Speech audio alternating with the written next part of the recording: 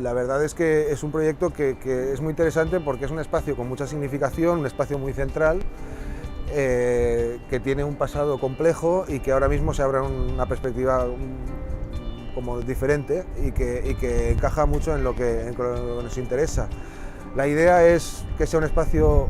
muy amable, que haya una fluidez en la relación con la ciudad, que se abra evidentemente al mar, eso es por supuesto, y que la forma de configurar la parte patinable sea como no solamente mirando hacia adentro, hacia la parte patinable, sino mirando hacia afuera. Entonces planteamos una serie de zonas verdes con una cierta renaturalización del entorno, zonas de sombra, arbolado y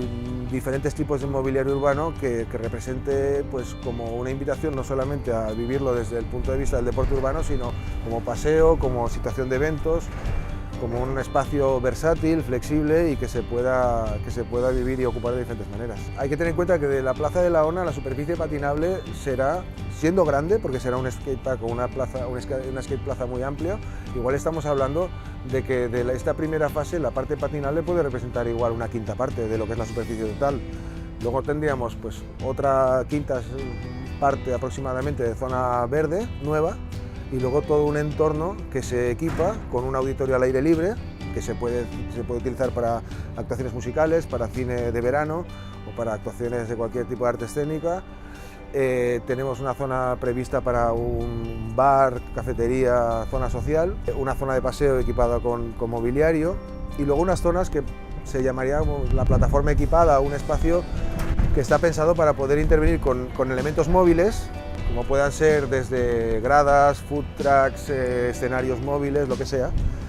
Y por lo tanto, no sé, creemos que es como un planteamiento como ilimitado, indefinido y abierto a un montón de posibilidades. Construir de forma colectiva con la comunidad y de involucrar al 100% a la comunidad en todo el proceso, tanto desde el diseño previo y el ajuste de la propuesta hasta el desarrollo de los detalles de la ejecución, incluso del mobiliario o los dispositivos móviles que pueda acoger la plaza, los diferentes usos que se le pueda dar al espacio.